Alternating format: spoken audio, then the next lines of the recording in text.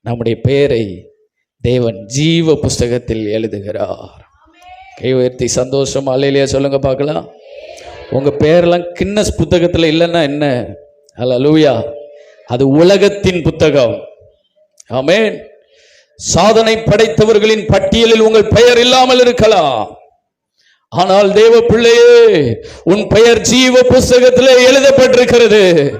இதை நினைத்து நீ சந்தோஷப்பட வேண்டும். ஹல்லேலூயா.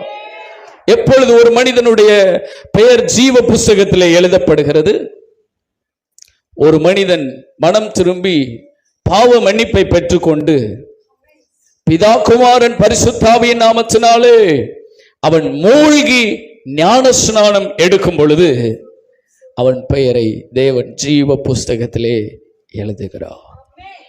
ஹல்லேலூயா. அதை வேதம் சொல்லுகிறது, மறுபடி பிறந்தவன். ஹல்லேலூயா.